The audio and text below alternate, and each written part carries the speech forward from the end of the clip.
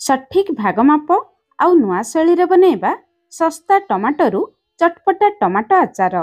एई आचारर test पूरा नियारा। बिना खरा देई बनैबा मात्र आधा घंटारे, किंतु वर्ष वर्ष जाए जमा भी खराब हेबो नाही। वीडियो रे सबु छोट छोट टिप्स आपण मानक सहित मु शेयर करिछि। वीडियो को शेष पर्यंत देखंतु। रेसिपी पसंद आसले प्लीज वीडियो को लाइक करंतु, निश्चय गोटे शेयर करंतु। चैनल रे नुआ थिले प्लीज चैनल को सब्सक्राइब करंतु। जय जगन्नाथ। मु सस्मिता आपण समस्त को स्वागत करुछि सस्मिता स्टार किचन को। आजिर आचार पई एठी मु नेछि 1 केजी ओजन रो फ्रेश लाल गोल गोल टमाटो। जते बेले भी आचार किंबा सॉस बनैबे एमिति बड़ साइज रो टमाटो नेबे। बड़ साइज रो टमाटो टिके रसुआ ही थाए। आचार रो कलर कंसिस्टेंसी आ टेस्ट बहुत बढ़िया आसे। टिके टान टमाटो नेबे, एमिति छोट साइज रो टमाटो नेबे नाही। छोट साइज रो टमाटो भितरे बहुत मंजी थाए, बेसी रसुआ न थाए। आचार खाइबा पई जमा भल लागिबो नाही। भलो आचार बनेबा पई एटा होची प्रथम टिप्स। अच्छा दर्शक बंधु, आपण मानकर टमाटो केते टंका केजी निहाती मते कमेंट्स करी जणैबे। मु एई टमाटो गुडी को केजी 10 टंका देई आनिथिली। टमाटो को धोई सारिबा परे सफा कपड़ा रे भलो भाबरे पोछि नेबा। ध्यान रखिबे टमाटो रे जमा भी पानी रखिबे नाही। जदि टिके भी पानी रही जिवो आचार बेसी दिन रही परिबो नाही, बहुत जल्दी खराब हो जिवो। टमाटो पोछि सारिबा परे टिके बड़ पीसेस रे काटि नेबा। एठी देखंतु आमे सबु टमाटो को काटि नेले। एबे चलंतु आचार बनेबा स्टार्ट करिबा। आचार बनेबा पई एमिति गोटे मोटा कढ़ई नेबे। मोटा कढ़ई नेले आचार कढ़ई तळे जमा लागिबो नाही। तापरे काटि रखिथिबा टमाटो को देबा। आचार रे खटा पई आमे तेंतुली देबा। एठी मु 100 ग्राम बा आधा कप रे तेंतुली नेछि। 1 केजी टमाटो रे 100 ग्राम रे तेंतुली देबे। एई भाग माप मने रखिबे। एठी मु पुराना तेंतुली नेछि। एई तेंतुली टिके अधिक खटा अछि। आपण माने नुआ तेंतुली भी नै परिबे। एबे आचार रे लूण देबा। 1 केजी टमाटो पई एठी मु 80 ग्राम रो लूण नेछि। जेहेतु टमाटो तेंतुली टिके अधिक खटा अछि, सेही हिसाब रे मु लूण देछि। आपणकर टमाटो तेंतुली केते खटा अछि आपण माने देखिकी प्रथमे अल्प लूण देबे, परे चाखिकी भी लूण देई परिबे। एबे आमे गैस ऊपर बसेबा। गैस रो फ्लेम मीडियम रखी सब जिनस को भल भाबरे गळेबा। किछि लोक एई समय रे अल्प रसुण दियंती। आमे किंतु एई समय रे रसुण देबा नाही। रसुण रो वासना चली जिवो, परे रसुण देबा। एबे गैस रो फ्लेम मीडियम रखी मीडियम फ्लेम रे 2 रु 3 मिनिट कवर करिबा। 3 मिनिट परे एठी देखंतु टमाटो रु केते पानी बाहरिछि। जेहेतु आमे लूण देइथिले लूण रु भी पानी बाहरिछि। टमाटो किंतु भल भाबरे सिझि नाही। टिके आमे गळे नेबा। गैस रो फ्लेम मीडियम रखी सेमिति आउ 2 रु 3 मिनिट कवर करिबा। टोटाल 6 रु 7 मिनिट परे एठी देखंतु तेंतुली टमाटो भल भाबरे सिझि जाइछंती, भल भाबरे मिसि जाइछंती। जेहेतु मु पुराना तेंतुली नेइथिली सेति पई टमाटोर कलर टिके कळा देखा जाउछि। जदि आपण माने नुआ तेंतुली नेउथुबे टमाटोर कलर पूरा लाल कलर देखा जिवो। टमाटोरु बाहरी थिबा सबु एक्स्ट्रा पानी सुखी जिबा परे एतिकी बहलिया थिबो आपण माने बाहर को बाहर करी आनिबे। पूरा ठंडा हेबा पई छाडिबे। याठारु बेसी बहलिया करिवे नाही। सेई भितरे चलंतु आचार पई मसला बनेबा। कढ़ई को गरम करिबा। घरे थिबा एई छोट चामच रे माप करी आपण माने सबु जिंस देबे। प्रथमे 2 छोट चामच मेथी देबा। गैस रो फ्लेम लो रखी 1 मिनिट पर्यंत हल्का भाजिबा। मेथी को भाजिबा पई टिके अधिक समय लागिबो, सेति पई प्रथमे मेथी को भाजी नेबा। किंतु बेसी पड़िबे नाही, बेसी समय भाजिबे नाही। लो फ्लेम रे केवल 1 मिनिट पर्यंत भाजिबा। तापरे 2 छोट चामच जीरा देबा। कंचा जीरा 1 छोट चामच पान मधुरी। जदि पान मधुरी थिबो निश्चय देबे। आचार रे बहुत बढ़िया बास्ना, बहुत बढ़िया टेस्ट आसीबो। जीरा पान मधुरी को सेमिति 1 मिनिट पर्यंत लो फ्लेम रे भाजिबा। सबु मसला को लो फ्लेम रे भाजिबे। ताहाले सबु मसला भल भाबरे भाजी जिवो, जमा पड़िबो नाही। जीरा पान मधुरी भाजी जिबा परे गैस रो फ्लेम पूरा बंद करिबा। 1 छोट चामच कला सरिष, आधा छोट चामच कला जीरा देबा। गैस रो फ्लेम बंद रखी सरिष देबे, नहले सरिष पिता लागिबो। एबे कढ़ई गरम अछि। से गरम कढ़ई रे आउ 1 मिनिट पर्यंत सबु मसला को भाजी नेबा। जदि ए सबु मसला आपण मानको पाखरे अलगा अलगा नथिबो 4 रु 5 चामच पंच फुटण को आपण माने हल्का भाजी नै परिबे। मसला भाजी जिबा परे बाहर को आनी पूरा ठंडा हेबा पई छाडिबा। सेपटे टमाटो भी भल भाबरे ठंडा हे गलानी। टमाटो भल भाबरे ठंडा हे जिबा परे आमे ग्राइंडर जार रे देबा। जमा पानी देबा नहीं, सेमिति चिकन करी बाटी आनिबा। टमाटो को बाटी नेले टमाटर चोपा भल भाबरे बाटी जिवो। आचार रे खाइबा पई भल लागिबो।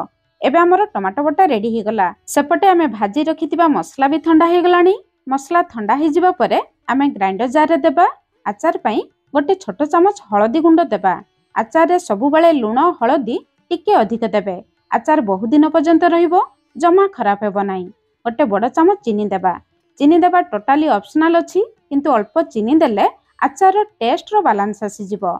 एबे आचार टेस्ट बढ़ाइबा पई 1/4 कप बा पाखापाखी 50 ग्राम रो रसुण देबा। रसुण टिके अधिक देबे।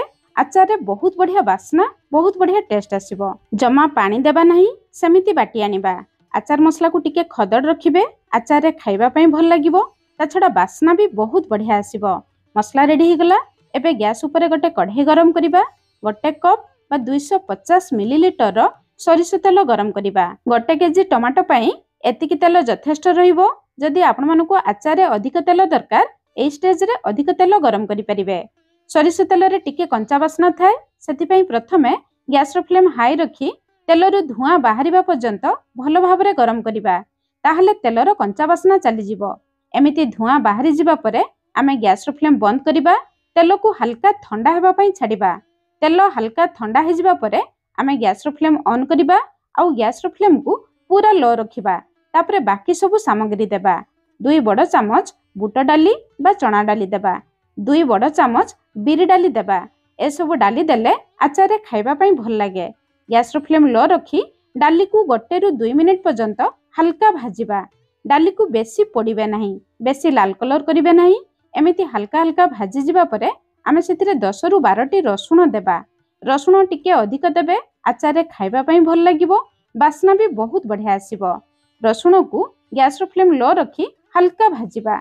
रसुण ऊपर हल्का हल्का लाल कलर हे जिबा पर्यंत आमे रसुण को भाजिबा। रसुण को बेसी पोड़िबे नाही, बेसी पोड़िले रसुण रो बास्ना चली जिवो। रसुण हल्का भाजी जिबा परे आमे गैस रो फ्लेम पूरा बंद करिबा।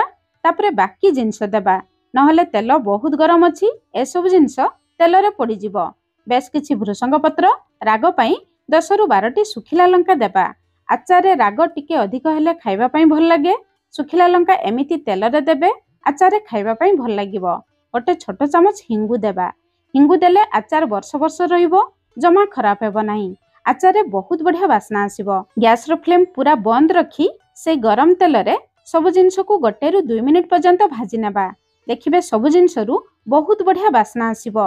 सब जिंस भलो भाबरे भाजी जिबा परे आचार रे बहुत बढ़िया कलर पई आमे 1 कप बा 100 ग्राम रो काश्मीरी लंका गुंड देबा। काश्मीरी लंका गुंड रे बेसी राग न थाए, किंतु आचार रे बहुत बढ़िया कलर आसे।